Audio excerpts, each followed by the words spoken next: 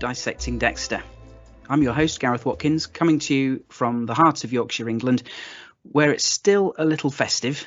New Year is done, but friends in North America may not all know that we here have this thing called Twelfth Night. It's like the 12 Days of Christmas song, but relates to a Christian event called Epiphany. Of course, not everyone has the same religious beliefs, but it's something of a tradition here to still keep your decorations up until the 12th night after Christmas Day.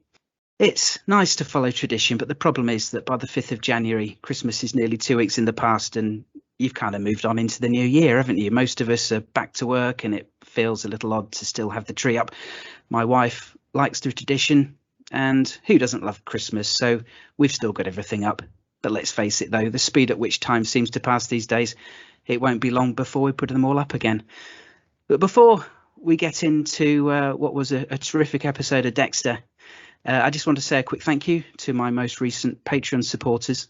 Many thanks to Ashley B, Susan Thaxton and Jennifer Taylor. Your kindness really does help keep things running. Anyone else who would like to support the podcast in this way can do so by visiting patreon.com/dissectingdexter. Okay, let's crack on, because we've got a doozy of an episode to talk about. It's the penultimate episode of New Blood, and as fans, we're all wondering whether this really is the end. If it is, it's been a really great swan song. Yes, we've still got one episode left before we can judge the series as a whole, but I think we're in a good place heading into it. But I'm not flying solo this week. I've got company. And what company? I'm joined by a podcaster, a horror movie buff, a writer, and executive producer of Dexter New Blood, someone who's been involved with the show since season 1, SCOTT Reynolds. Hey, Scott. Hey, Gareth. Man, it's good to see you. You too, my friend. Thank you very much for joining me. Soothing British voice. I love it. I was just listening to your podcast just a little bit ago, from last week. It was fun. Now it's good to see your face. You're up to speed on the latest thoughts and theories. I don't know whether to be pleased or embarrassed. I don't know. No, be pleased. Was I kind? It was really entertaining. Excellent. So you had a good Christmas? Yeah. It was very nice. It was wet, and my sister came out from Texas, and we hung out and ate charcuterie and cheese and gave gifts and played board games and watched movies. It was great. Yeah. What else could you want? Excellent. Yeah. Well, that's what it's all about, isn't it? That's yeah. All the good feels at Christmas time. Thank you very much for inviting me onto the Wrap Up podcast earlier in the year. It was a great honour to represent the fans and to talk to you and Sam. It was a good time. You were great. Yeah, it was fun. It was fun getting grilled by you, and I'm looking forward to more of that. Well, I'll see what I can do. So obviously we've all reconvened as a community this year, and you guys of course reconvened as a family of cast and crew 12 months ago. It had been some time since we thought we'd said goodbye to Dexter. I mean, for some time you must have thought that was it as well, didn't you? Yeah, there's every once in a while you'd read some interview with Michael, and inevitably somebody asks him, "Man, are you gonna come back to do it?" And I'd like lean in as I'm reading that article, and he always left the door open, but it didn't feel like it was really open. You know what I mean? And there'd been a few other versions that had been tried with different writers and such, and ultimately they didn't work out. I was aware of like 2 of them, but the timing was right. I feel like the right amount of time had passed, and this teenage Harrison was the spark for Michael. Yeah. That relationship. He was very. He definitely did not want more of the same. He didn't want season 9, 7 little bads with one big bad. Dexter, sort of bopping around from person to person and growing, which was a great format, and I loved it. But he had no interest in that, and a lot of the other versions were that, because it's hard not to want to give people what they want. But the temptation of a good story was too much to resist. Yeah. Yeah. and it's a good story. I mean, we as a community, we got back together earlier in the year and did a couple of preview podcasts, just spitballing ideas. I don't know if you caught any of those, but the optimism was pretty high, seeing who was involved, and just feeling like enough time had passed that there'd have been some good ideas ruminating in the background to get something awesome together. And as I say, the season's not quite done, but we're close. It's been feeling good. Yeah. Great. That's good to hear. You guys must all be really chuffed with the general reception to it. Yeah. Last night's episode, people seem really excited about it. I haven't gotten a hate tweet yet. I hope you don't get any. Oh, it's the internet. yeah. Alas, but no, that's really encouraging. I mean, it's been a pleasure to podcast about. That's great. It's. I mean, you'll know yourself as a podcaster. It's not so fun when there's a bit of negativity out there, and it can't not get you down a little bit. But it's been so positive this year. I have had so much fun. It's really rejuvenated my enthusiasm for podcasting. I've had an absolute blast. I was a bit daunted with going back to podcasting week to week, and I thought, how the heck am I going to fit preparing for a podcast into my day job and family and etc. But it's been you're great. Fantastic. Yeah. Thank you. It's great. It's great. Okay, so well, let's get into this episode. The tale of the tape. It's Dexter New Blood, episode 9, The Family Business. Original air date, the 2nd of January 2022. Written by Scott Reynolds and directed by Marco Siega.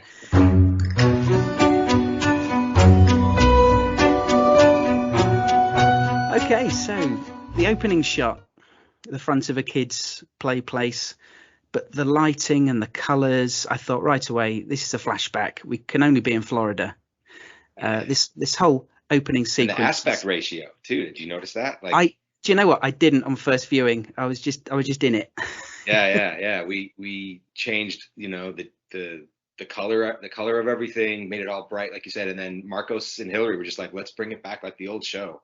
And it's subtle, it doesn't change that much, but that opening shot was something that I just really saw from the very early days, and it was very specific with Marcos about it, that it should feel like an establishing shot, and then suddenly it moves forward. Suddenly you're like, oh wait, this is an establishing shot. This is someone's point of view. Yeah. Whose point of view is this? And those of us who are horror movie buffs, like as you said, you immediately go back to Black Christmas, that sort of point of view of the killer looking in the windows, or Halloween, the young Michael Myers looking in the window. So we're trying to dredge up all those sort of emotional memories, even down to his hand pushing the door open and all of that. Yeah. It's very, and Marcos knocked it out of the park. He took that sort of vision of it and made it work. Yeah. It was a great sequence, juxtaposed with Dex and Harrison talking at the fireside, but of course the dialogue throughout is Dexter telling Harrison about the dark passenger. I'm so glad we opened with this conversation, fresh from the connection at the end of last episode, which I have to tell you got me feeling so emotional. As you've heard my review from last week, I teared up. Yeah. It was the hug we'd been clamoring for, just such a great emotional payoff, just wonderful stuff. Was there ever any question about whether you'd start this episode with anything else? I remember when we got to about 9, I just had this vision of what I was hoping the whole room and Clyde Phillips would love of a story. And we almost lost it in production. You start, money starts coming into place and people start going, I don't know if we have enough money for this location. Originally, it was going to be a pool party in Miami. And the clown was going to be at the pool party, and it was a pool party, and then it was his house, and then it was an alleyway, and Dexter saved him from grabbing a kid, basically, which is 3 locations, which is very expensive. And then they were like, we can't do it. We're just going to do it with flashbacks. We're just going to take Dexter's going to tell stories of bad people that he killed in the past. And I went to Marcos and Clyde, and I said, and Bill, you know, our UPM, and I was like, we can't do that. I mean, it'll work, but it won't give you that feeling of a father telling a story, a son to win him over, you know, because what we'll see is facts. And what we see is probably the truth, but it's also a story being told to a son to win him over, in the same way that on the original Dexter, the way that we all decided we liked Dexter was we saw him take this choir master pedophile and deliver justice, right? And from that point on, we were sort of scared by Dexter, but we were sort of like, this is someone who's doing something right. And we were won over by him. Because that feels right. Even if it's wrong, it feels right. You know, like our brain can process both those thoughts at the same time. Yeah. And so it was very important for me that this story that Dexter tells is about something like that. You know, this is something that happened before Harrison was born. You know, this is something that happened before he even met, you know, this is before season 1, basically. And you know, that's the story he's telling his son to win him over. Yeah. There's a couple times where Dexter tells stories in this episode that are kind of that are mostly true, but maybe they're not, you know, maybe it's a little heightened, or maybe things have been switched around a little bit. Yeah. Anyway. It must have been a tricky process writing Dexter's dialogue here, because you know there's a part of him that just wants to spill his guts, just throw it all out there, warts and all, the whole shebang. But like Deb's little appearance illustrates, he's not 100% sure that he should say everything. But the more he says, like when he mentions the code and getting proof, it's like he's going too far to avoid saying everything, or Harrison will only ask, well, what next? And he rightly brings this up later, like, you're dealing with dangerous people here, serial killers, they're not going to stop just because someone tells them to. They can't change who they fundamentally are. It just doesn't add up. So how did you approach writing the dialogue here and deciding how much Dexter should reveal at this point? Yeah, it was it was hard to fight our instincts of just because we as viewers know the whole truth. So it can get frustrating if Dexter doesn't tell the whole truth after a while. People could start getting upset about it. We as writers and viewers and everybody get upset about it. So we decided in the room, I think this was Clyde's very careful, smart pitch, the showrunner Clyde Phillips, of like, Dexter's going to sort of manipulate his son a little bit and make Harrison ask the questions, you know, so that he can go, he asked me, I have to tell the truth. You know, he wants to know, and guiding him down this path to finally get to that moment at the very end where he turns and looks at his dad and says, this motherfucker needs to die.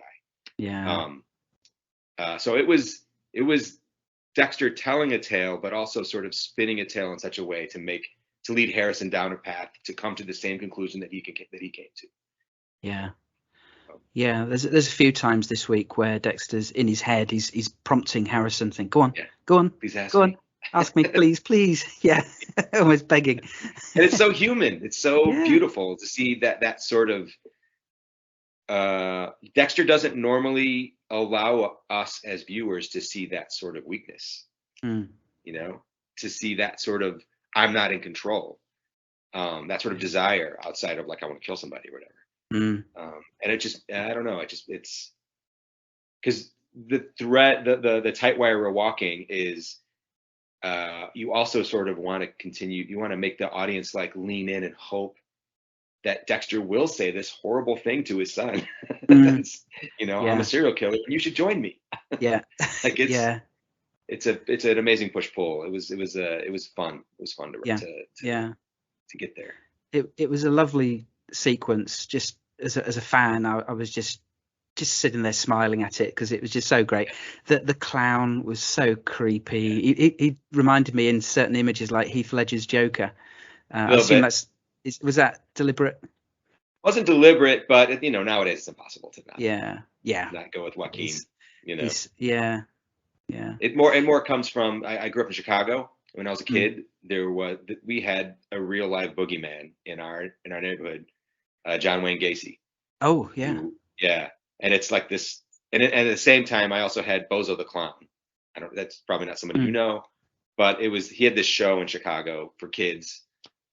So we had the greatest Bozo and Cookie, the two greatest clowns of all time that we'd watch every morning on WGN, and then we had this terrifying monster that was doing unspeakable things to young men. Yeah. So this was, in some ways, this was exercising my demons about all of that. Yeah, I was going to say it's probably in some way informed some of your writing, perhaps, on the show over the years. Yeah. Help you get in the mindset. There was some other nice little touches, like Dexter's smile to camera and the little when he flicked off the red nose. Yeah, that was all Michael in the moment. He was like, "Wait a second, I got something." Yeah. It was the sound effect as well. Yeah, the sound effect was added, but that was Marcos Marcos, Clyde, and I were behind, in Video Village, and when he did that, we just all looked at each other and I said, "We got to keep that in. We got to keep that in." And I was like, "Yeah." Really, but it was breaking the fourth wall a little bit as well. A bit like it reminded me of how he does the little smile to camera in the old credits. The opening sequence. Yeah, he's only done that maybe 3 times this season, and Harrison once. That look to camera, looking at us. Was it episode 3? I think it was episode 3 when Dexter leans over and he's talking to Damien, the CSI guy. Yeah. And he says, "Man, I always like those CSI shows." And he looks at the camera just for the briefest of seconds. And that was Michael again, because he's very smart and judicious about that look to camera. He doesn't want it to become a thing, The Office or whatever, which is a great show, but yeah. So so Harrison seems like a weight's been lifted off both their shoulders. Dexter sees Harrison off to bed, and he goes off to sort out Elric's body. My wife and I, we watch it together. We love the use of Andy Williams here. It's one of my wife, Keely. It's one of her favourite Christmas songs. So it was kind of weird singing along while Elric gets dismembered. But such is Dexter, isn't it? We laugh and sort of uncomfortably at times. Yeah, that was it. That was another song I wanted from the very start, from the script. And when we were shooting it, I leaned over to Marcos and said, "Hey, listen, you don't have to do this, but think of Andy Williams. It's the most wonderful time of the year." And Marcos was like, "Oh my God, that's great." And he went over to Michael and he told him. And then Michael looked at me and was just like, "Oh my God, that's great." And he sort of moved to that song in his head as he moved through that whole play. So that's why it almost feels like a dance at times. Even the way when he unrolls the knife on top of Elric's belly, it's just all it was great. And I was glad we got the song. I'm glad Andy Williams people weren't just like, "Wait, what?" Because that happens sometimes. Sometimes we'll have a song and they'll be like, "No." Are you kidding He's me? doing what to a body? No. So that was fun last week with Elric, the chase through the woods. It was funny hearing you talk with Tony and David, the writers. One of them, I can't remember which, said his wife was rigid with tension watching it, and my wife was exactly the same. She just wants Dexter to have a happy, quiet life with his son, and she gets so wrapped up with the tension when he's in jeopardy. So clearly the sequence was successful, and she was just the same this week too, and even stepped out of the room at one point as it got too much. But as a creator, it must give you such a buzz to hear that people have had a visceral reaction to something you've produced. You want people to feel something when they watch it. They don't, not just iron clothes and play games on their phone. Absolutely, yeah. So Christmas morning comes. Harrison gets a rifle, but I really loved that he'd done a drawing of Deb for Dexter's gift, and seeing that gave me the feels. And you could see it had that effect on Dexter too. It was a really sweet moment. And then meanwhile, at the Bishop house, instead of seeing what's under the tree and feeling all festive, Angela's doing more research into the Bay Harbour butcher, looking at photos of decapitated heads. We know, of course, watching this, that it can't end well. She's making all kinds of dangerous connections to the local incidents with the drug dealers. The photos of the butcher victims show puncture marks. And then Dexter and Harrison turn up with presents, and it feels really awkward. And you can see it in Angela's eyes, but she tries to act normal. Audrey, though, she seems to have moved on after being cold to Harrison last time. She was understandably freaked out about the broken arm thing, but Harrison is really giving off a very different vibe now, and maybe she's picking up on that immediately. Previously, it felt like he was being isolated, pushing pushing him more towards Kurt. We likened it to Anakin in Revenge of the Sith, taking away his support network and going towards the dark side. So has Audrey forgiven him? She had nothing to forgive him about, but it made her less, because he didn't break her arm. It's more it's more like, it feels like whatever darkness was plaguing you has passed. So she's sort of, and also, as Harrison said last episode to Kurt, there's something about the Christmas season that sort of makes you feel better about your fellow man, Yeah. And she could read in him that he just felt like a great weight has been lifted. Because if you're Harrison, you're hearing this story that, like, I'm not alone. And there is so much power in the thought that you're not alone when you think that you're so screwed up or messed up or whatever. He's altogether more light. His whole sort of vibe, and obviously that comes through in the performance of Jack Alcott. It's in his eyes, it's in his face, his the way he moves. It's even just eating the monkey bread. It's like our family tradition on Christmas morning. Okay, I'd never heard of that before. I'll send you the recipe. You're gonna love it. Bring it to England. Let it spread. It's the best. It looked very sticky and probably terrible for you. You just I was have it going at to say it's not good for the waistline. Yeah. But then neither's Christmas. Yeah, exactly. Yeah. So then we get a surprise, and we. Well, before that, we just talk about sure. One of my favorite lines with Dexter is when it's just so pure Dexter when the monkey bread is brought out. He says, the way that Michael delivered this line was so good. My favorite thing about Dexter, my favorite thing about Christmas, food. And then he shoves that thing in his mouth and just he's feeling good too. Like everybody's feeling great except for Angela. And that's why Dexter sort of misses he misses normal human cues anyway. Yeah. But he misses all of those because he's just so wrapped up in, like, I've got everything I want right now, gifts and Christmas and food and my family. And my son. Yeah. He's buzzing. Yeah. Yep. So of course then the bubble gets burst a little bit when Kurt shows up, which we weren't expecting him to show up anytime soon. I thought he'd hide only to pop up later at some inopportune moment to try and take Dexter out. He's so brazen. Yeah, he's so brazen. He must be feeling pretty confident Jim won't tell Angela about what happened. Kurt didn't expect them to be there, did he? No. No. So he was surprised too. Yeah. He's cleaning things up, winning the town over, letting Angela sort of bringing that over. Because Angela at this point, in the room when we were talking through this, Angela, she's sort of come to terms with thinking, it probably was the father. That does make sense. Okay. Doesn't mean, Yeah. She still has her suspicions, but for the most part, it's like, it kind of makes sense. And Kurt doesn't seem like a killer. When you look at him around town, everybody loves him. Yeah, I mean, she's been doing a whole lot. Yeah, go ahead. Sorry. I was going to say she's been doing a whole lot of following her gut this season, particularly with looking into Dexter.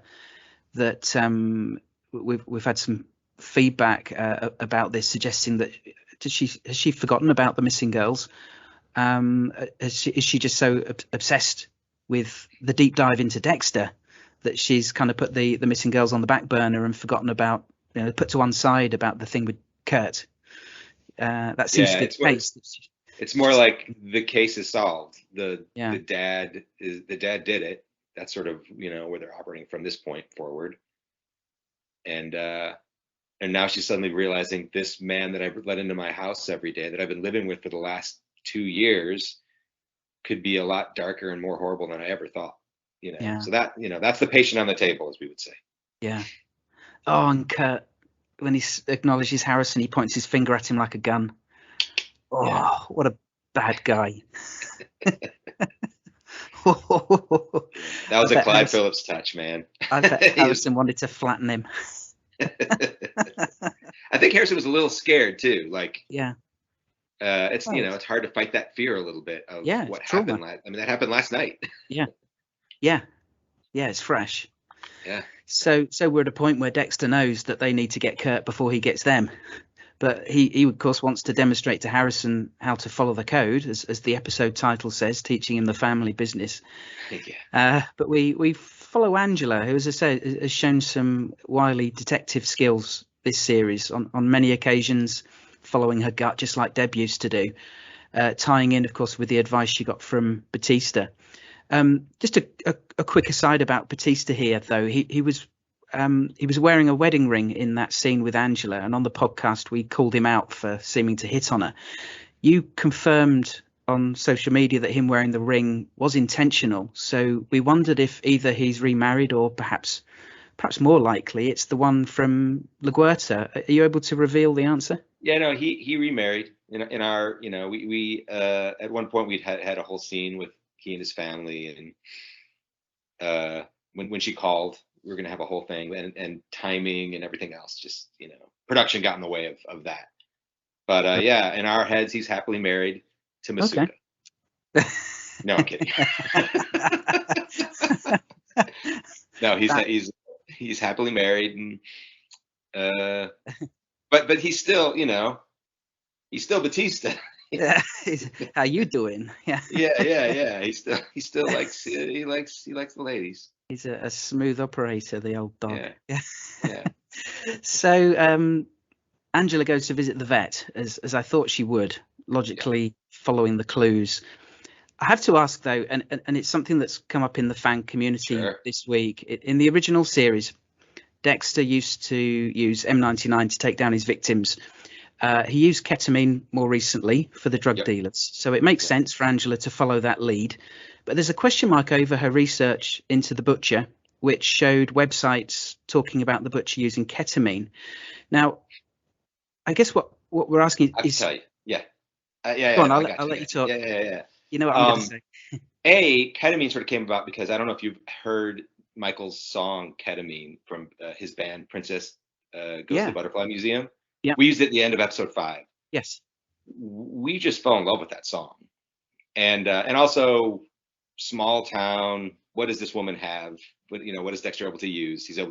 She has ketamine for her animals. So that's how that came about. Yeah. That's sort of a 1-2 punch of, we really want to use this song, and vets have this on hand. So that's ketamine. Yeah. The research in our heads, it's like Zodiac, right? There have been 15 books in the last 10 years with wildly disparate, following the clues to find out who the Zodiac killer is. So in our heads, we were sort of careful about, I don't know if you see on when she does that search with ketamine and all that, and Miami Metro Homicide ketamine, what comes up is the Serial Killer Collective, which in our heads is one of these serial killer websites where they sort of aggregate all of the research that's been happening. And since, what is it, 15 years ago was when the Bay Harbor Butcher was solved, end of season 2 or whatever. Yeah. Since that time, there has been tons of people that have done all sorts of research and looked into it and found trails of this, and maybe it was this, and even our own Molly Park was talking about how Dokes went off and did some special ops stuff during times when bodies disappeared. So that doesn't quite make sense. And so some people wrote books, and people wrote got on websites and did their research, and they saw that there was a sedative, a tranquilizer in the system. This tranquilizer has been underwater. It's been in bags. It's been sort of degrading inside the system. And in real life, atropine, which is M99, and ketamine often get mixed up in coroner reports in real life. This sort of happens, especially in older bodies. And so the research said it could have, the intention was it's ketamine or atropine or some sort of tranquilizer. And so on that website, it said, ketamine, atropine, whatever. It used those sort of things. So Yeah. Okay. So So it's sort of we grasped onto something that we really liked because of that song, and B, I felt it was okay because it would come up that way in the web search, you know. yeah. After all this time, facts can get kind of garbled, can't they? And you get sort of Chinese whispers, and as you say, people doing coming up with their own theories, and someone else taking that Yeah, as gospel. Yeah. I mean, it would be a cruel irony indeed if someone's speculation had led to Angela getting that hit and making that connection and but it's suspecting Dexter. also if you look at, you know, in those corner reports that that happened afterwards, because all those bodies got destroyed basically, so they had Yes. no actual thing to go from. So they're going from those reports and finding trace, you know, amounts of this sort of thing. So the person's, you know, the research was saying it was ketamine or atropine or some sort of tranquilizer. So Yeah. that's why ketamine comes up. Yeah. Okay. Okay. Thank you for that. Hope you can live with it. Yeah. But the No. song No. was I'm so good. good. It, it was a surprise when it came on because obviously we're used to the blood theme, Yeah. but I didn't realize at the time it was Michael's band. But a Yeah. nice nod that you're able to make use of his music.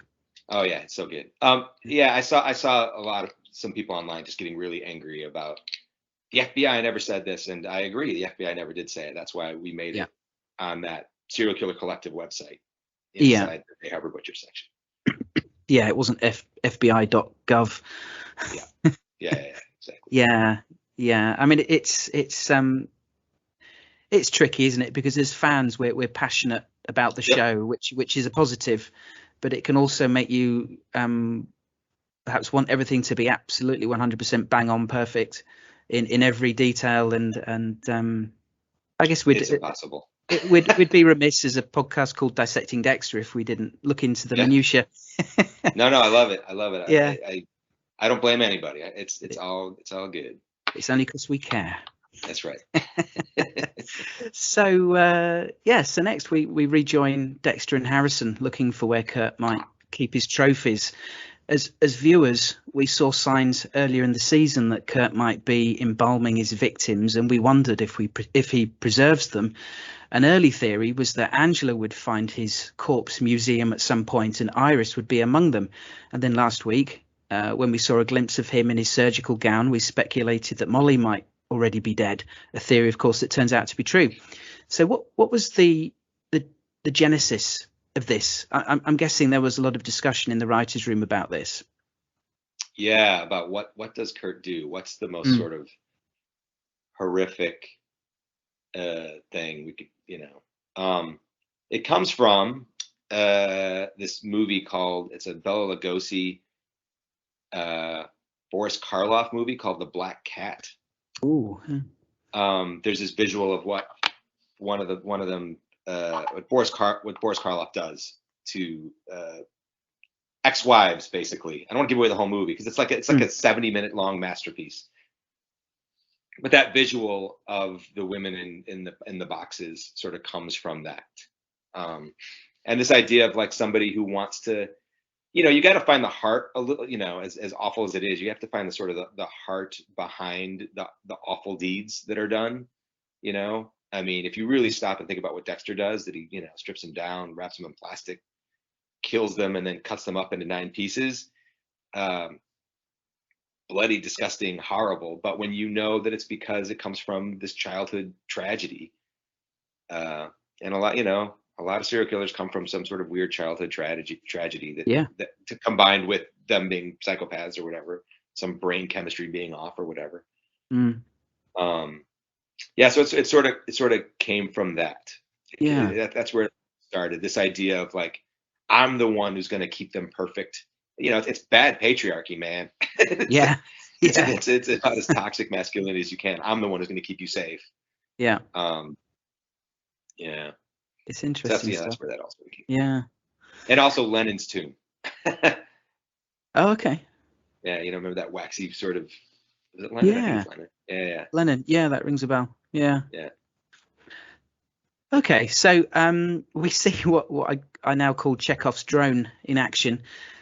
We knew that drone would come into play at some point. Harrison confesses to Dexter about what he did to Ethan. Dexter gives a little nod, almost smiling, recognizing the urge to commit violence at that age. for him, it must validate his decision to tell him about the Dark Passenger. But was this the first time that Harrison committed a calculated act of violence on someone? Because another theory that got talked about early in the season, as you may have heard, was that Harrison might have killed Hannah. Now, I'm not sure I still see that as being possible now, but it was fun to talk about. Yeah. but was that... I was surprised by that one. He had hurt people before, but never killed anybody, for sure. And he, he genuinely loved Hannah. Okay. Yeah, and Hannah kept the truth of all of this from, he didn't know that Hannah was a poisoner. He didn't know any of that stuff. Right. So in the room, you considered Hannah to have taken genuinely good care of him. Yeah. Which made it all the more tragic when she passed away and he just got shoved into the welfare system. It's like losing a third parent. Lost a third parent there. Yeah. There's a line that Harrison says here that made me laugh. He says, "I've been thinking about Wiggles." The burning question is, how many times did Jack Alcott have to say this without laughing?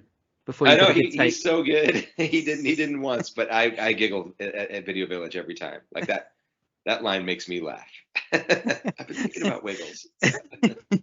But the question's valid. Like we were talking about before, the story Dexter told him about scaring people into not killing again, it never rings true. It never sounded really plausible, and Harrison's right to question it. So as we go along, the episode progresses to a point of... By the way, how great was Deb in that moment? Just that she pops in and she just gives that little slight head shake of no. Yeah. Like, don't tell him. And then Dexter, Michael accepting that and watching him just want to say the truth so bad, but letting it go. Yeah. Jennifer Carpenter has been just incredible this whole season. Has been so good to work with. Like even that scene in that moment, she had like a couple sentences to say about, explaining why. And on the day she was like, "Hey, can I try it with my face? Can I just give it to And she did it. Like after both of us, when we were at Video Village, we were just like, "Oh my God, that was great." Yeah, it works. It works because we know her, we know Dexter, we understand the situation. We, as viewers, we don't need the words. We get it. Oh, as writers, we want to write all the words. We want them to say words. Yeah. And we forget that sometimes actors can give you something with just a slight head nod or just a look, and she just delivers. She's so good with that character, and it's a tough character to interpret, right? Because it's no longer the Deb that she grew up with all those 8 years. It's Dexter. It's Dexter's memory of Deb, and also what Dexter needs from Deb at different moments, And then we also have to sort of thread that needle of like, if all she's doing is saying, "Dexter, no, stop it, no," then you start to hate her because we want Dexter to do what Dexter does, Yeah, she was so explosive earlier in the season. Not every time, but there was a lot of sort of what's a good word? Bombastic? I don't know, but almost aggressive towards him, and there was a lot of that. But I've noticed over the last maybe 4 episodes, there's been a lot less of her. She's been appearing less frequently, and I wonder what that says about Dexter's psyche, where his mind is at, whether he's more settled, more focused, more resolute. Doesn't want to hear that voice. No. We can shut that voice out in our head sometimes and just move forward, Yeah. That's what he was doing. And she's just popping up there with a look. Yeah. Yeah. Yeah, her all the way through. Her journey in this episode is so good. Yeah. So we get to the point where we've been here before in Dexter of old, where it's a case of who kills who first. We've got Kurt and Dexter both preparing their weapons. Deb warning Dexter against revealing the full truth to Harrison. It's a massive gamble that he takes. It's one thing to say that you have violent urges and maybe give a serial killer or two a verbal or physical slap to warn them off doing it again. It's a whole other thing to reveal that actually you wrap them in shrink wrap, stab them and dismember their bodies. Dexter doesn't know where Harrison's line is. Of course, we find out he seems to be okay with it all, apart from the pooling blood being a trigger for his memories of Rita. We speculated earlier in the season that maybe Harrison doesn't actually have his own dark passenger at all and is simply a traumatized, troubled boy who just needs connection, love, and support. Was it considered in the writers' room that Harrison would actually be shocked by what happened this week and be repulsed immediately, maybe even run straight to Angela? We never went that direction of like going straight to Angela. We definitely played a lot with like how dark is his dark passenger. I mean, there was when we were first creating the show, there was versions where he was all in a lot sooner, and that didn't feel right. That felt icky. It felt like we needed this journey to get him to this point. We needed this killer to get him to this point. Yeah. So, of course, Dexter's convinced himself that letting Harrison in on his killing is the only way. He's sounding more like Harry now, doesn't he? That the son becomes the father for both Dexter and Harrison. The last 15 minutes of the episode is an exercise in intense drama. Kurt's setting fire to Dexter's cabin. The music here was a fantastic choice. The Idols' War. Yeah. What a great tune. Freaking loved Idols, man. Yeah.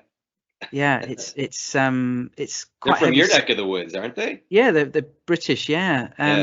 They played the private gig at Glastonbury last summer. I don't know if you saw that online. It was full of energy.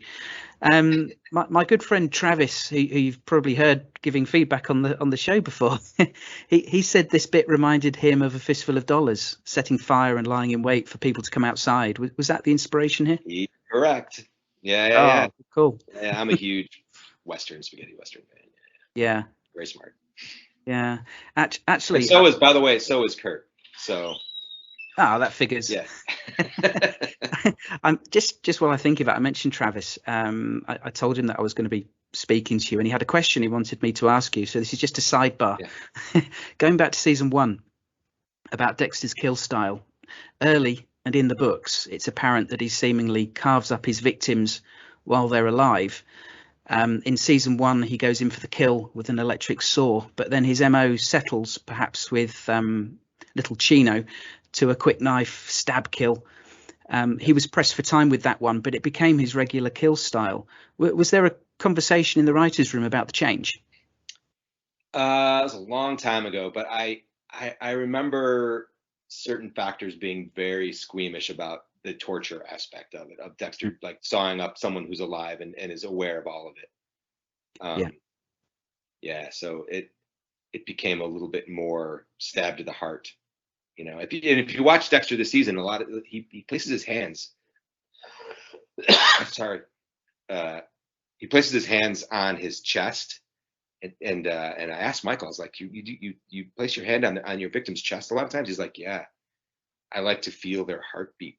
I like to feel it start to like race as I do. There's a certain and I said, and you've been doing this for a few seasons. He's like, yeah, I poke their third eye. And I was like, oh, that's really good. Oh. Michael's so great. That's why he's Dexter. Yeah. That's why he's Dexter, yeah. Okay, thank you. So while Kurt's toasting marshmallows over the embers of Dexter's cabin, Angela's making inquiries into Molly, and my wife and I wondered if she'd return to the cabin, putting her on a collision course with Dexter and Harrison, finding the trophies in the bunker. So that added to the tension of the sequence for us. And what trophies? I mean, you've talked a little bit about that already. It's a tremendous visual. The lights gradually coming on with a bang, bang as they ignite, revealing more and more cabinets and Molly at the end of the hall. It's striking for sure. As for Molly as a character, I ended up liking her more as things went along. I heard the Digging Dexter podcast and agree with the guy on there who said that he liked her more after hearing Jamie Chung talk about her with you on the wrap up. When I listened to that, she gave me a very different perspective on the character that hadn't occurred to me, and it made sense after her original introduction left me thinking she was just kind of brash and cocky, but she was actually really smart, and brave. Angela says that as well, that she was brave, and you could say a bit foolish or naive. Now we see her like this, but We I all was are grateful for that. in the pursuit of truth and the pursuit of story and pursuit of whatever. You gotta go to where you start feeling scared. As a writer, you have to feel uncomfortable at times. Yeah. And I feel like she was sort of addicted to that a little bit. Yeah. To that like fear, to that sort of ready for anything to get that story, anything to get the truth, and make some money and get some nice clothes. Yeah. Be famous. Yeah. So it's during this tension that my wife stepped out of the room, because she was sat there next to me. Said, I can't take this. I can't. I just want him to be happy. Dexter in jeopardy. Oh my God. And she stepped out of the room and just stood in the doorway, not seeing the TV. She said, tell me when it's over. She came back. Great. She came back, but she couldn't bear the suspense. And my wife was gasped when the first row of women were revealed in the cabinet. She's like, oh, and kind of looked at me like, what did I marry? Who have I married? Yeah. The Harrison's reaction was so natural. His restrained outrage that Kurt's been hurting all these women for so long. Dexter didn't have to say much to get him on board. Harrison realizes that Dexter killed Wiggles, and Dexter, of course, says he killed Trinity too. And it's like you were saying before, he chooses to reframe the facts, saying he did it because of what happened to Rita. It's a pretty natural, I guess, occasionally a natural human thing to do, reframing something perhaps to sort of mitigate the impact on someone. Yep. But I liked Dexter kissing Harrison's forehead. It reminds me of when someone says, I'm so happy I could kiss you. It's the sweetest, darkest moment of the series, I think. Yeah. His son says, I want this motherfucker to die. Yeah. And Dexter's response is to go up and tenderly hold his son and kiss his forehead. Kiss his forehead. Yeah. It's and all our hearts break in that moment. Yeah. Yeah. Yeah. So Kurt, he's deluded right to the end, isn't he? Making out he saved all these women. Dexter suggests it was all about power, but I don't think that's how it began for Kurt, is it? I mean, we talked about this with some great listener feedback last week. It was suggested that, yes, Kurt's father was a douchebag who hurt women, but the trigger for Kurt's first kill was Iris running away from him. I think the moment took him by surprise, but it was a trigger from his mother's abandonment of him. It's layered and complicated and not helped by the lack of love and nurture from his dad. But the darkness, I think, began with his mother leaving him. Maybe it ended up evolving into something more like control and power. But the image of his mother running away from him is at the heart of it. What's your take? Is this close to where you're at with it? Yeah. I mean, when Kurt says I'm protecting them, they don't know the horrible life that's out there. Those visuals of seeing what he saw his dad do to, truck stop prostitutes and whatnot, got in deep and scarred him terribly. I mean, that's why he's, I don't know if you remember when yeah, you do, when Skylar, Chloe, took off her top and Kurt got so upset. This isn't about that, Yeah. Because that still scares him and messed him up. And, that sort of sexuality and all of that freaks him out at this point. Of these many years, all these years later, and he doesn't want to be compared to his father. He's deluded. We're all many things inside ourselves. Yeah. Because what the intention when Dexter's saying all that stuff is, there's some truth to that with Kurt, but there's also some truth to that with Dexter. That's why we cut to Harrison and we watch Harrison watch his dad say all of this stuff. Normally you would be on Dexter. Normally that's like classic kill room moments of just being on Michael and letting him do his thing. And so there's a part, I think you kind of nailed that, right? That there's a part of confession on Dexter's part too, with what he was saying. Yeah. There's an incredible moment when Dexter says of Kurt and Matt, and Kurt's dad, like father, like son. The focus moves from Dexter in the foreground speaking to Kurt to Harrison in the background, listening to his dad, looking at his dad, and recognizing the parallels. It was just a beautiful. It was a beautiful shot and beautiful symmetry of the themes there. I thought it was only a moment. Marcos and Hillary just knocked it out of the park in that scene, because he had to sort of break up his own personal style of how to shoot a Dexter kill room that he's been doing for many years, because we added a third person. We added this other kid who we're more invested in him than we were with Miguel or anybody, the few people that have shared a kill room with Dexter. Absolutely. And survived. Yeah. Harrison was so cool throughout until the blood pooled. The whole sequence was very graphic. The effects team did a really nice job here. Although it's out of focus, there is a frequent point of view that they shoot looking past where Kurt's arm's been removed, and it's out of focus, but the blood keeps oozing out. Yes. Your eye gets drawn. Did I see movement there? And it's just the blood seeping out. It's very grim. Actually, my wife was like, "Oh, why did you show us this?" I'm like, "Because it's different now. This isn't. We're seeing Harrison see this stuff. We're experiencing Harrison seeing this for the first time in the same way that we're seeing it for the first time." Yeah, we've never seen it. It's all been in our imagination before, hasn't it? It's been off camera. We hear the saw. We might see some spray on Dexter's visor, face shield or whatever. Yeah, but never like this. It was shocking, and obviously that's meant to be, because it's to illustrate that Harrison's seeing this for the first time as well. I mean, the whole scenario is pretty screwed up, that with Harrison there, the son, and watching his dad kill somebody, but and grim, but it makes total sense for the show of Dexter and the characters and where they're at and what we know. As they throw Kurt, or what's left of him, into the incinerator, I can't help but feel that Dexter's brainwashing Harrison, planting ideas in his head, convincing this troubled, traumatized kid into thinking that this is the way to deal with his dark urges.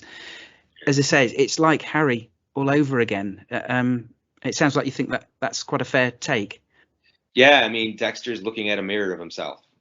That's all he's seeing. He's raising, Dexter's trying to control his whole world and make it the way it was before, even down to Angela. Sometimes you brought that up, that Angela sometimes even looks a little, you reminded of Deb a little bit.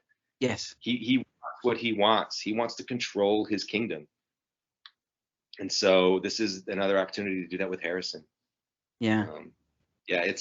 But he's also like letting Harrison make these conclusions, and sometimes these conclusions are surprising Dexter. Like, when Dexter admits, go big or go home in the kill room, and he says, "Yeah, I've killed hundreds," and Harrison says, "You've saved thousands of people." Yeah, like that's a new thought to Dexter. Like for him, it's always been like, "Yeah, I control my dark passenger, and it's kind of fun." And here's this new thought of like, "No, I am the hero. I really am the Dark Defender. This isn't something that was thrust on me back in season, whatever that was, season 2, I forget. It was season 2. See it on his face. He's feeling it. In some ways, his son is making him feel like a better person. You make me better. Yeah, you can see the smile on his face. He thinks, "Yeah, go me. I'm awesome." Awesome. Yeah. And then the episode ends with a bit of a spanner in the works, with this little note that we assume Kurt has left for Angela, dropping, he still thinks he's Jim, into the ship for killing Matt. So we'll see how that turns out. I mean, I'm not sure what physical evidence there would be, but it would be another piece of the puzzle for Angela to fit everything together with what's happened. And when you're under an assumed name and everyone thinks you're dead, and this one person is keeping your thing a secret, things can unravel. Pretty fast, and the focus can come on you in a very heavy way, especially nowadays. One of my favorite moments in that sort of moment, in that sort of sequence, is when Dexter goes in to make breakfast, and he does this double point, and he goes, "Breakfast wizard." Breakfast wizard. Like I gotta make a T-shirt or a coffee mug out of that or something. Yeah, get on Redbubble and Yeah. get a T-shirt Breakfast out Wizard. there. Yeah. Yeah, a couple of fingers pointing at yourself. Well, we know he does waffles. Yeah. Bad pancakes. Yeah. Yeah. Yeah, that's it. So yeah, so that's the episode. I mean, I have to say I quite understand why you said this is your most favorite thing you've ever written for TV. This was a great high tension and compelling episode. Have you seen the ratings on IMDb? Have you had a look? No, I haven't Obviously, looked at people the can sort of score. People can score Yeah. movies and episodes. This is currently at 9.7 out of 10, What? which is the best of the season by a long way. Holy So cow, that's great. Well, it was my love letter to the fans yeah, and my love letter to Dexter Morgan, because I love Dexter just as much. You know, I wear Dexter swag, man. yeah, I love it. I love him. I love his story. Yeah. yeah. We do too. I mean, clearly the fans are all on board. I mean, clearly you're thrilled to bits with the response and well, enjoy it. Well Yeah. done. Job well done. Listener feedback. Okay, so let's hear a few responses from the listeners. So, anyone out there who wants to share their comments, feedback, thoughts, theories on Dexter New Blood can do so, as always, by emailing dissectingdexter@gmail.com. Had an email from Holly who says, I don't usually write in, but I wanted to point something out. Is that Harrison's teacher in one of the cabinets? Are we going to discover that she's gone missing as well? She says the teacher or the bar / barkeep. So I think she's meaning Tess. Oh, Tess. Yeah. Giselle, yeah. So I checked on my second viewing. Yeah, I didn't think so. Yeah, Kurt would never. He would never go after. I mean, he did because with Molly, because she was a threat and he was pissed off that everything got ruined. Goes that control thing, right? But he would never go after anybody that could be tied back to him. Because all he could be ever shown, you know, with all the runaways, all people at the job ever saw was he offered him jobs, he gave him money, he helped them out. Nobody cared for him more than this guy did. Like that's he had sort of the perfect cover. Yeah. And anytime they got in the car with him, he made sure no one else saw it. And he was the kind man. Yeah, I did check to see who Holly was referring to, and there was one girl in there who looks a little bit like Tess, but she was about halfway down the hall, and I'm guessing they're in there in the order of dispatch. Yes. Yeah. But it was a good spot. Yeah. And it's nice that Kurt didn't off his dance partner. He enjoyed. I mean, that's one of his favorite things. Yeah. He does it every time. That whole sequence was so. Clancy just knocked it out of the park when he walked in. Hey guys, come on, let's party. Yeah. And then he started doing that weird dance. Yeah. Oh, man, Clancy Brown is God's gift to acting. Man, he is something great. He's on my episode of the Dexter wrap up this week, or episode 9. Yeah, I talked to Clancy. I saw that. I shall look forward to hearing that. Yeah, he's one of those actors that adds something to whatever he's in. Even an average film is made better by having him in it, or his voice. He's a prolific voice actor as well. Yeah. Okay. Chris in Cincinnati emailed to say, finally, we have a Christmas episode. If I can watch Die Hard every Christmas and Hungry Man on Thanksgiving, I can start watching The Family Business every Christmas going forward. I fully support that. Yeah. You could add the silent partner to it. You guys ever seen that one? It's another great Christmas heist movie. Elliot Gould. And, it's a 70s Canadian. It's great. It's great. I'll make a note of that. Yeah. Dark like Christmas dark. I do make a note of some of your recommendations on Twitter, particularly at Halloween. Yeah, I watch it. I like a good horror movie as well. Chris goes on to say, we finally saw what Kurt is doing with the bodies and why he was so distraught over having to shoot someone in the face. That trophy room can best be described as good old-fashioned nightmare fuel, to use a Mystery Science Theatre reference. He says, I have to give Julia Jones a ton of credit. Yep, here. She is better at acting with just her facial expressions than most actors are with all of their acting tools at their disposal. She's been great, hasn't she? She's fantastic. Yeah. I'm sure she'll go on to more good stuff on the back of this. Good hope. Yeah. Chris says it was good seeing Dexter gathering evidence and performing a kill as he explained to Harrison his dark passenger. It felt like a good creative way to deliver that information. Good stuff. Thanks, Chris. I've had an email from Nick Henderson, actually, who you met at the premiere. Yeah. He says he sends his best. He says, I just finished watching it for the second time. This episode feels like it's going to rank pretty high for me when looking back at the entire Dexter series, because it straddles the line between the original run and New Blood in some pretty exciting ways. I really loved the Wiggles the Clown flashback. It feels ripped right out of an episode of the original series while still playing with the newer elements. That's a nice way of putting it. Good way of putting it. I was particularly interested to see the change in aspect ratio, so we caught that, for the flashback. On another note, I am pleased to see how the reveal to Harrison was handled, more specifically in how I couldn't quite gauge how on board he actually was throughout the Kurt kill. It felt sufficiently messed up when he started cutting up Kurt's body right in front of Harrison. It felt a lot like history might be repeating itself, because I immediately thought of Harry's response when he finally saw Dexter at work. The fact that I still can't quite get a full read on Harrison at this point is huge testament to the performance from Jack Alcott. For now, I'll finish by saying that I still can't decide how I think this is going to end, and the suspense is killing me, which is exactly how I think we should feel going into the finale. Exciting times. Job done. Yeah, we wanted Harrison, as you look at him, to be sort of inscrutable, right? You can't quite, he's not his dad. He's not Harry, who ran, who vomited and had to get out of there. He loves his dad at this point and wants to please him, and is actively engaged with what's happening. Okay, thanks, Nick. Fantastic. Yeah, tremendous. He's been the breakout this season, isn't he? And I think I'm see him in Good Lord Bird?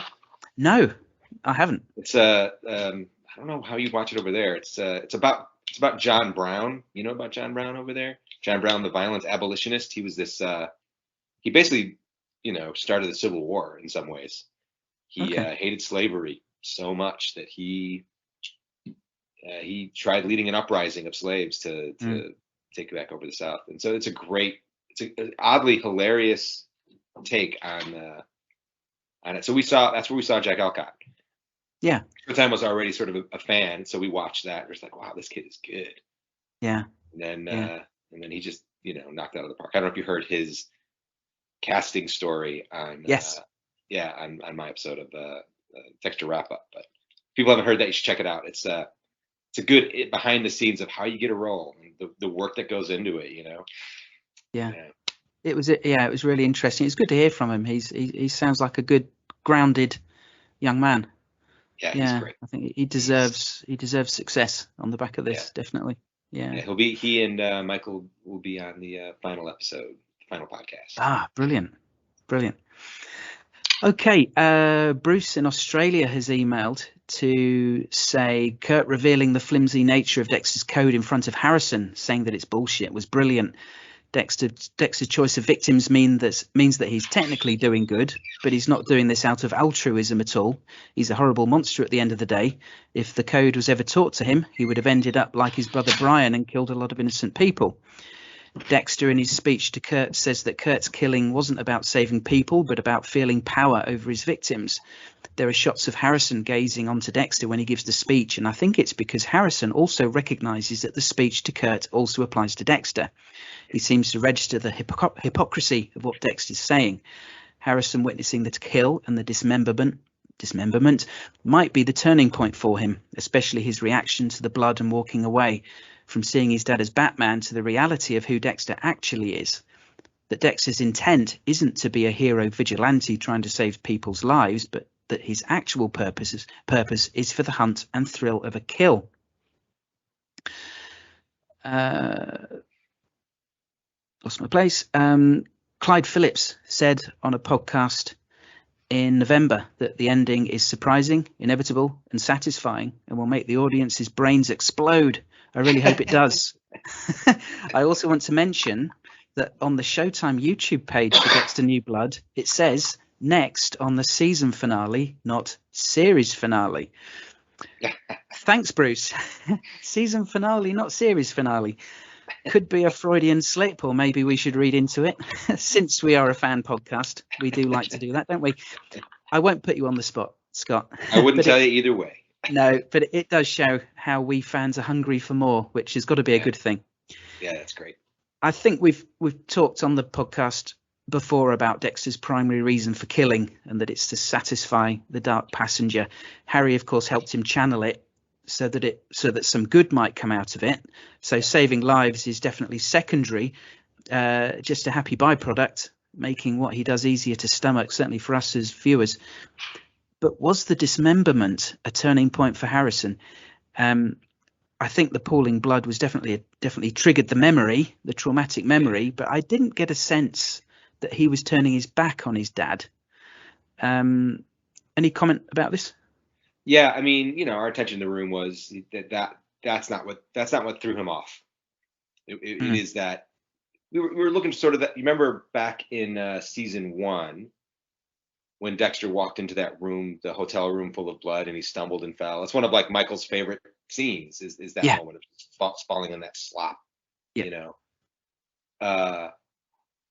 and that triggered something in him, and that's what we're looking for with Harrison, of like that same sort of emotional muscle memory, that overwhelms him in the moment. Yeah, it's more about himself than it is about what Dexter's doing, but they're intertwined, right? Yeah. We'll see where Harrison goes from here. We will in a week's time. Yeah. Chris in Scotland sent a voicemail, which I'll play on a more extended feedback episode later in the week. Give people a bit more chance to send stuff in.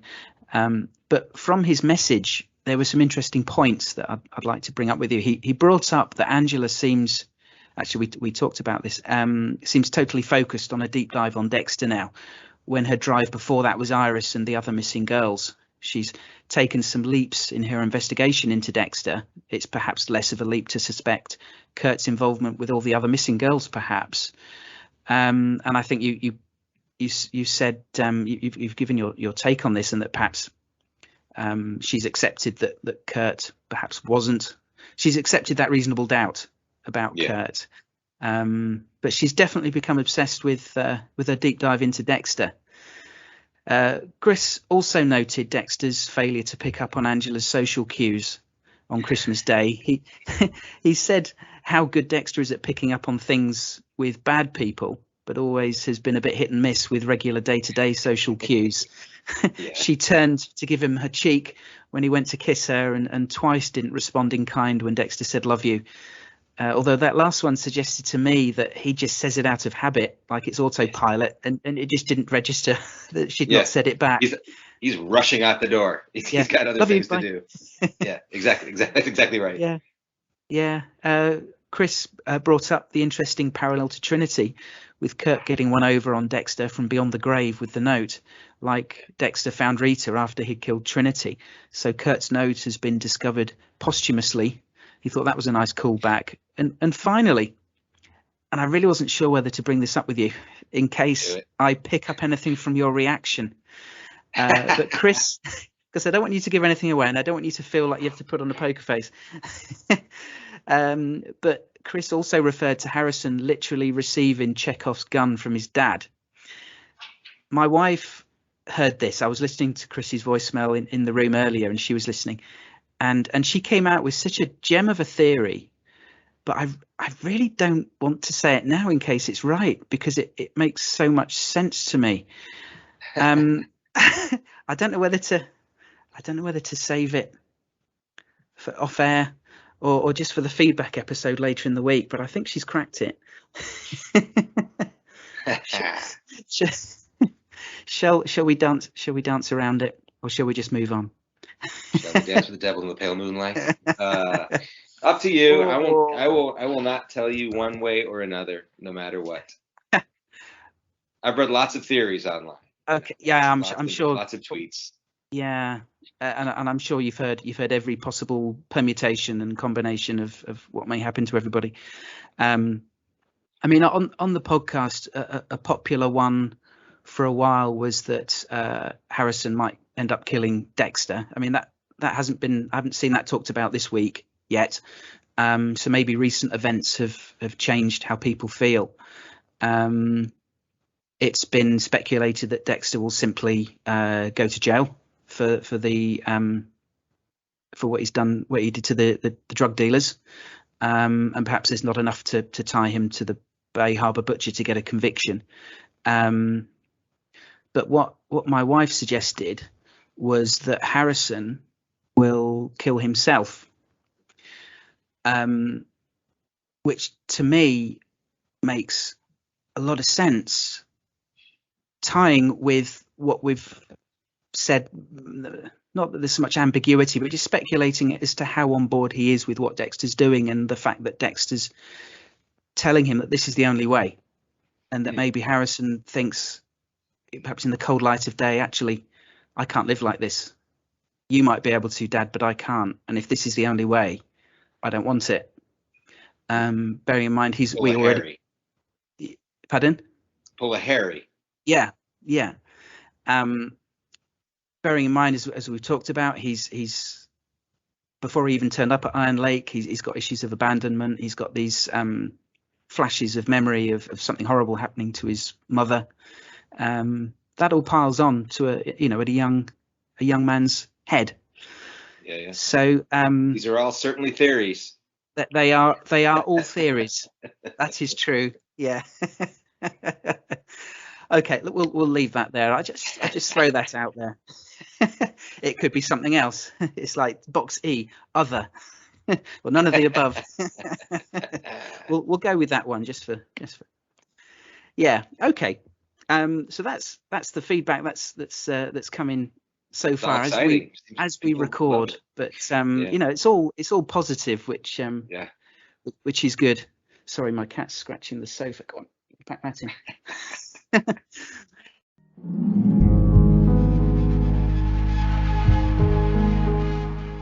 With the big bad out of the way in the penultimate episode, all bets are off for the finale. I think anything could happen, and I wouldn't put my money on it.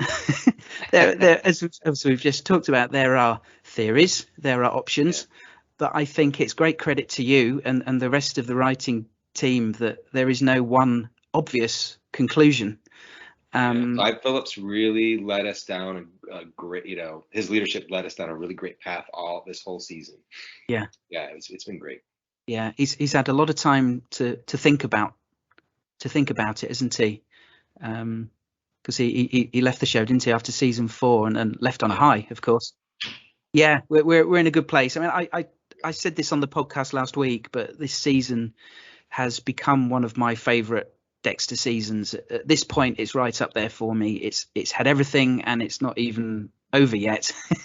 Thanks, of course, to you and Clyde and all the rest of the writing staff, cast and crew, for making something that the character deserves. And whatever happens next week, I'm sure Dexter will deserve that too, even if that ends up being in a cruel or ironic way. And if the show of Dexter has taught us anything, we know that just when something's looking good for him, it invariably turns to shit in a tragic or unspeakable way.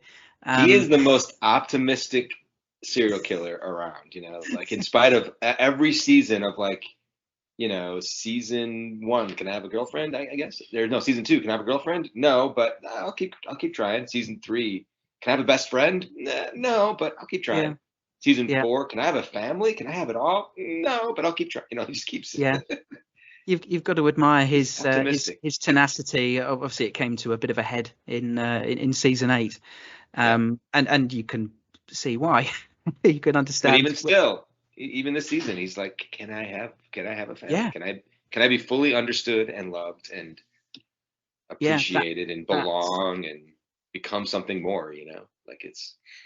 Yeah, that yearning it's always been there, hasn't it? Deep, even though it was buried for a few years, it's always been there. And it's funny how, although we root for him, he took Breaking Bad to a new level this week with what he showed his vulnerable teenage son. I can't wait to see how this turns out. So, Scott, what's next for you? I mean, what are you working on next, if you're even allowed to say? Yeah, I can't say, but Okay. got some irons in the fire. Very, very excited about the coming year. Absolutely. Yeah. Excellent. 2022 is Excellent. going to be good. I hope we can So get past all this COVID stuff. It's going to be great, and we will. That would be a help. Certainly for TV production, it's not conducive, is it? Yeah, that was tough. This was the toughest year of television I've ever worked. Like, you know, I think Sandy talks a little bit about that on in the podcast, the director Sandy, but just communicating with people with wearing a mask and goggles and hat and face shield, you know. Yeah. It wasn't easy. Yeah. Yeah. Well, it's kudos to everybody for getting things done, and turning out something that's been really, really fun. Oh, thanks, man. Yeah. So yeah, I guess people should keep an eye on your Twitter stream for news of upcoming projects. Yep. J. Scott Amy on Twitter. That's me. All right, Scott. Well, thanks a million for joining me tonight. It's been brilliant to break down this episode and hear your thoughts and your perspective on all things family business and the season in general. You've been very generous with your time, and I appreciate that. Man, I appreciate you, the way you dig into every episode, the way, I mean, it's people like you that make this all worth it, you know. It's awesome. You're something special, Gareth. Oh, And one day if I ever go to England, I have to find out what Yorkshire is. yeah. There's a beer here with your name on it. Thanks very much. Yeah, right back at you. Yeah, I'll look forward to hearing the wrap up tomorrow and hearing Clancy Brown's take on how his character took his bow. Yeah, he's so funny. Yeah. And I'll be after it drops. I'm airing, like, I'm dropping a bunch of pictures on Twitter from behind the scenes. Right. Brilliant. We'll look forward to that. Okay. Well, thanks again, and all the best for 2022. Same to you. All right, everybody. So thanks again to Scott. Thanks ever so much, everybody out there, for listening, their ongoing support, and your feedback. As I say, I'll be doing a feedback episode later in the week to give you guys a chance to get everything in that you want to say. And we'll be back in a week's time. It won't be for the last time, of course. The podcast will continue. We've still got lots of Dexter to talk about. But the finale, yeah, where it all comes to a head. Will there be tears before bedtime? Probably. But whose will they be? So until we reconvene next week to dissect some more Dexter together, thanks very much, everybody. Take care, and bye for now.